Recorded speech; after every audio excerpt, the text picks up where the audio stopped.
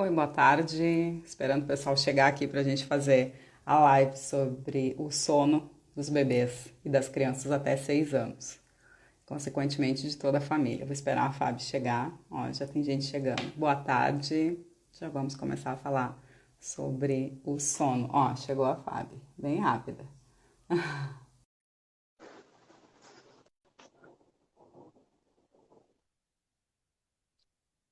Quem quiser já ir mandando perguntas. Olá! Tudo bem? Tá me ouvindo direitinho? Oi, Camila. Tudo jóia? Vamos lá. Pessoal, eu sou a Camila Sacomori, sou jornalista, mãe da Pietra, de 9 anos. Eu faço as redes da NASCE. A Fabi, nossa psicóloga, consultora, especialista em sono. Vocês podem ir mandando perguntas a qualquer momento, mas eu já tenho um monte de perguntas aqui, né, Fabi? Acho que Sim, eu imagino. a principal é, tu tá ouvindo muitos relatos de famílias na quarentena sofrendo com sono. Como é que tá a situação? Sim, na verdade, Camila, bom, primeiro eu queria agradecer a Nasce pelo convite e pela super parceria, né, que agora eu tô junto aí nessa parceria com eles, é muito bom, muito importante. E já recebi, aliás, várias pessoas me falando que já passaram, já eram da Nasce gestante e agora estão indo para Nasce criança. Então, eu acho muito legal essa parceria, né, e essa continuidade que a empresa dá. Bom, Sim, evolução. sim. A questão da quarentena, ela tem balançado muito o sono, não só dos bebês, tá, Camila? Ela tem balançado o sono dos adultos também. Uma das questões que eu trago praticamente, acho que umas 3, 4 vezes por semana no meu stories, é a questão do sol.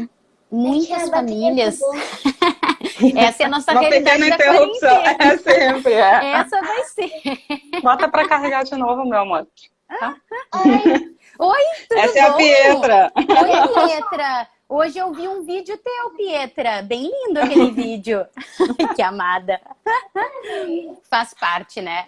Essa é a Mas, nossa realidade de agora. Aliás, até os é, repórteres estão passando por isso. todo mundo que está trabalhando em casa.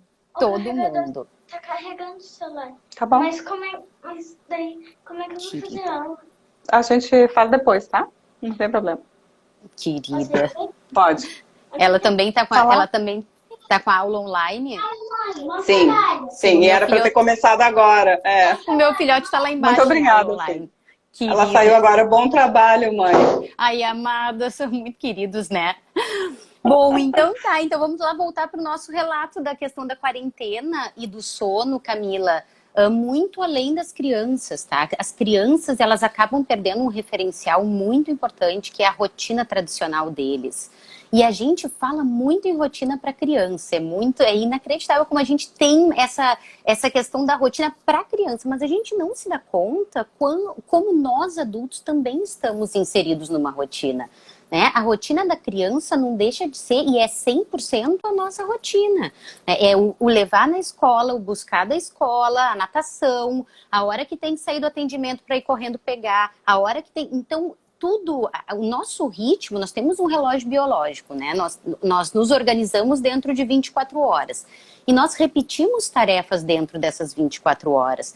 E o que acontece agora é que a gente foge dessas tarefas. E ontem eu estava assistindo um vídeo de uns professores meus do pós, eles falando das nossas pistas sociais, eles usaram o nome. E é bem isso. Quando a gente acorda, a gente toma o café, toma banho, cada um na sua rotina, sai e vai trabalhar. Nesse momento a gente já tem um contato com o sol. O nosso corpo já entra em estado dia e ele segue as tarefas acostumadas a seguir a cada 24 horas. Um exemplo, a gente tem fome. Quem tem o horário do almoço ao meio-dia, tem fome sempre ao meio-dia. Mesmo que no domingo o churrasco saia às 3 da tarde, ao meio-dia a gente vai para a geladeira, ataca a geladeira. Quando a gente vai viajar, vai para outro lugar, outro fuso horário, 4 horas de diferença, a tendência é a gente ter fome no começo, no horário do Brasil. Então a gente está às 4 horas da tarde lá na Espanha, mas a gente está com uma fome de almoço, de querer comer uma picanha no almoço. Então é importante lembrar que a gente tem esse ritmo de 24 horas e que ele responde a coisas que ele já está acostumado dentro da nossa rotina. Então tudo modifica. A gente não pega mais sol, tem muita gente que vive em apartamentos onde não tem essa prioridade, essa maravilha, na verdade, de ter o sol à disposição pela manhã. Então, um dos pontos importantíssimos, criança, bebê, adulto, idosos também, muito, é tentar expor ao máximo ao sol pela manhã, se puder. Se não tiver sol no apartamento, pode ser à tarde, mas a gente precisa dessa claridade para não desorganizar esse nosso reloginho.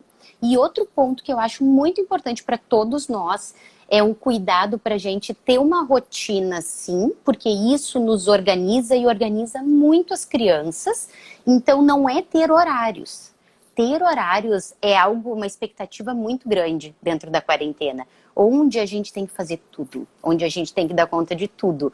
Se eu te contar como foi o meu dia, hoje às 8 da manhã eu já estava dando uma palestra online, claro, e aí a gente entra no ciclo, aí vai ciclo mãe, vai ciclo profissional, então a gente tem que se organizar para ver, tá, até que ponto eu posso trabalhar, tá, eu consigo trabalhar até umas 10h30, ótimo, então vai ser esse o meu horário de atendimento.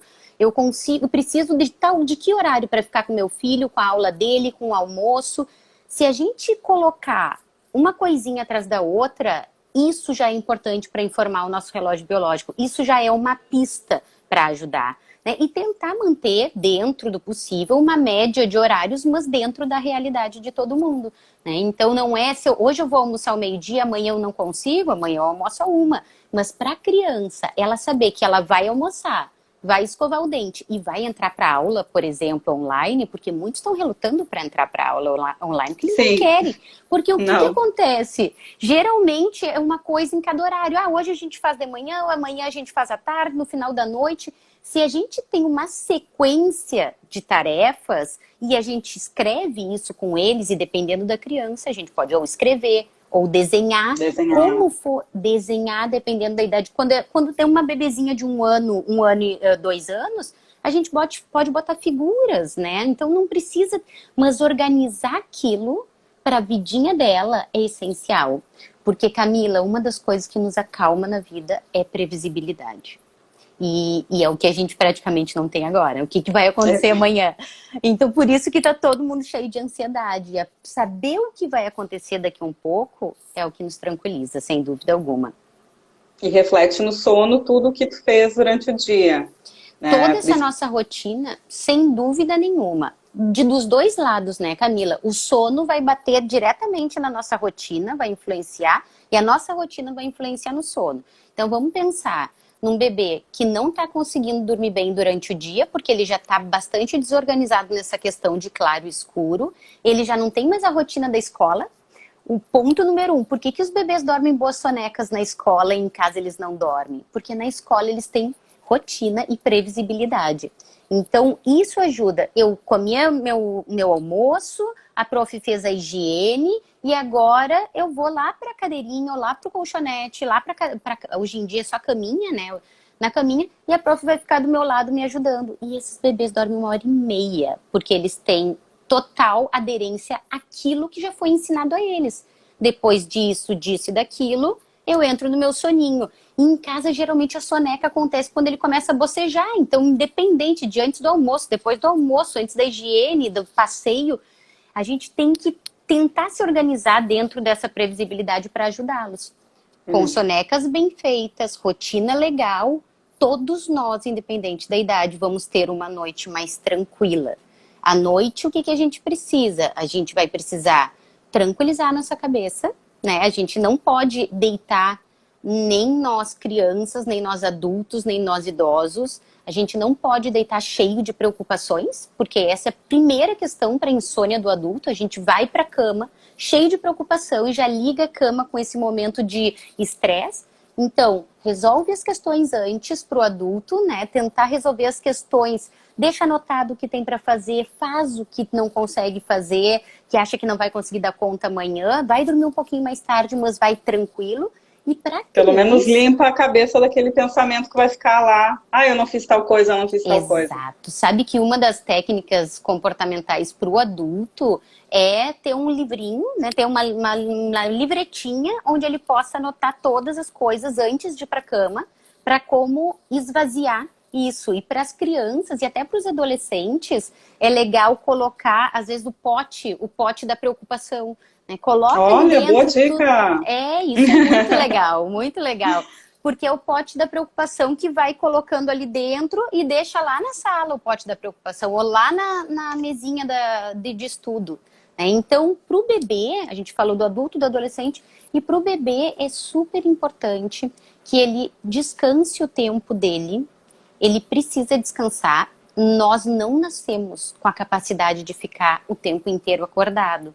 Então, se a gente for pensar na evolução humana, na verdade, do soninho, a gente nasce dormindo praticamente.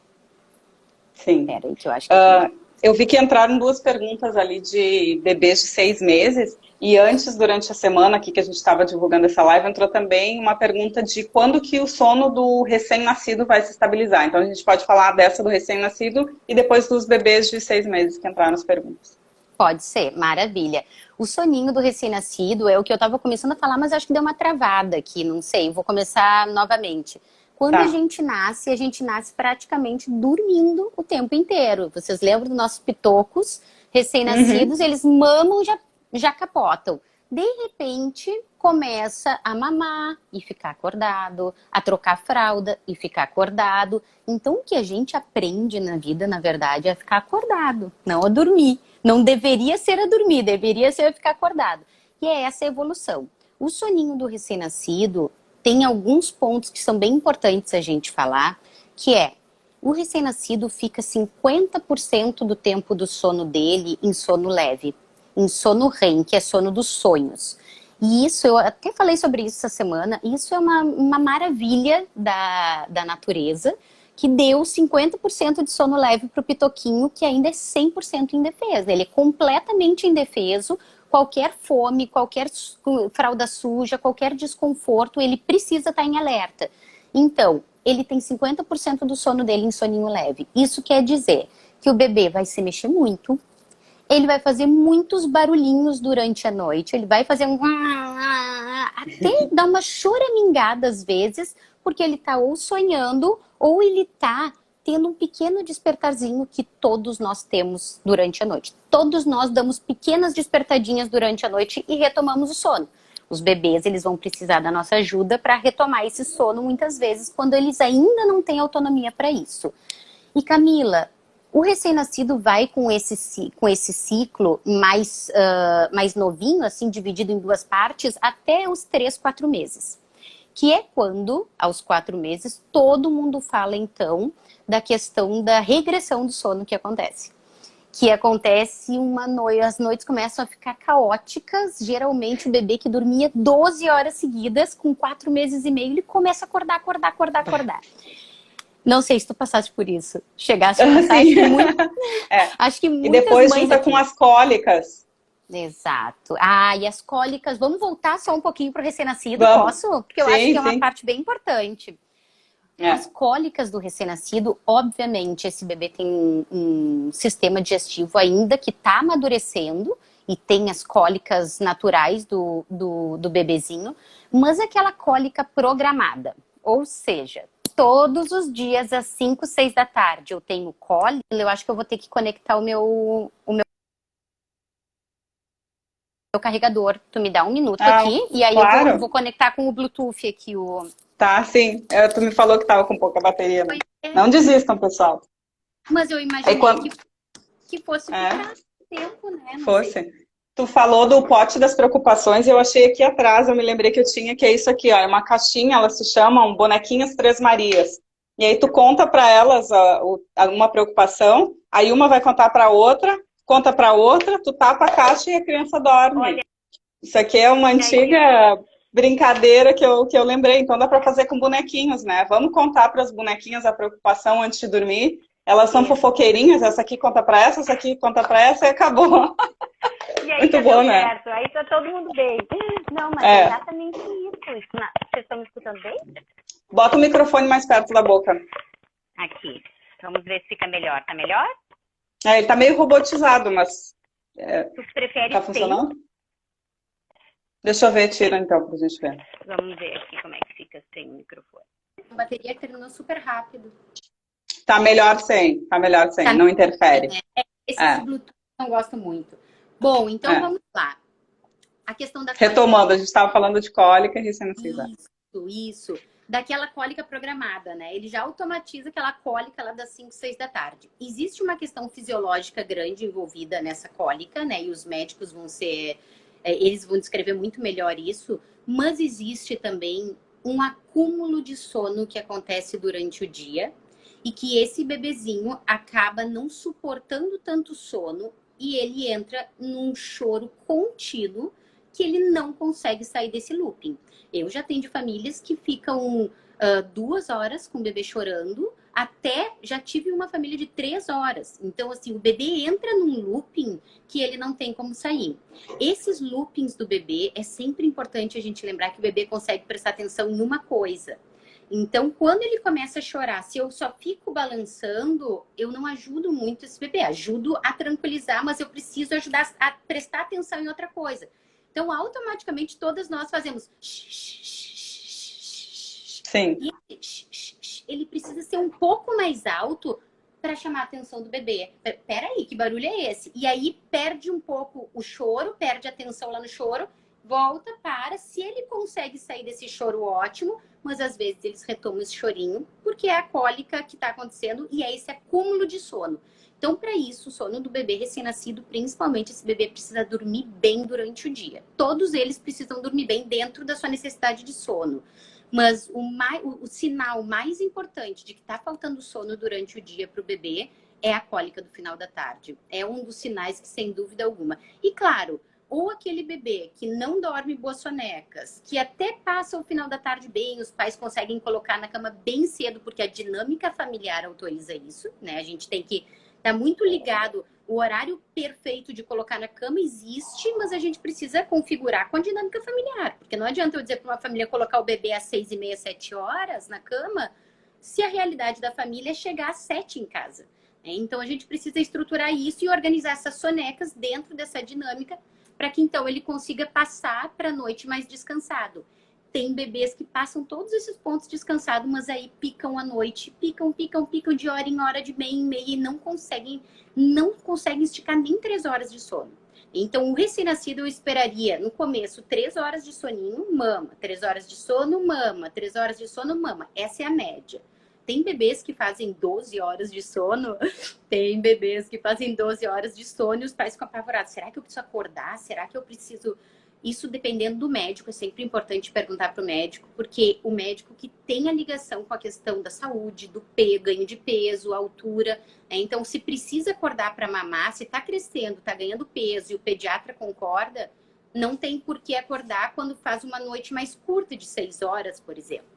Então, à medida que a gente vai conseguindo sair desse sono de recém-nascido, a gente vai conseguindo o quê? Mamar muito mais durante o dia, para conseguir alongar as primeiras horas de sono. Então, eu alongo 4, eu alongo 5, eu alongo 6. E geralmente eles fazem esse primeiro tirão e depois pisam de 4 em 4. Então, esse é o natural. E é por isso que a gente tem das noites completas de sono. Elas vão existir no momento certo. Seguindo lá para os nossos 4 meses, então, os 4 meses apesar de todo mundo falar em regressão, eu falo em amadurecimento do sono. Que é quando, então, o bebê fazer um ciclo de sono parecido com o nosso, igual ao nosso, na verdade. O que é isso? Antes ele mamava e já saía rindo, assim. Risadinhas, ele já entra direto em sono dos sonhos. E depois ele faz o sono mais profundo e termina o ciclo de sono e começa tudo de novo. O que muda dos 3? Estou aqui. Tá sim, tô te ouvindo. A imagem tá um pouco congelada, mas tô te ouvindo. Minha imagem parou. Tu queres? É. Oi, agora deu. Só não tô te ouvindo. Ih, problemas técnicos, gente. Só não tô te ouvindo. Não.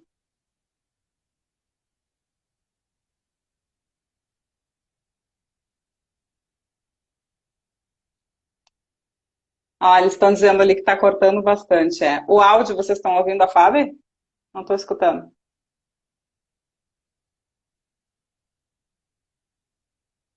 A gente pode cortar e voltar de novo. Vamos tentar.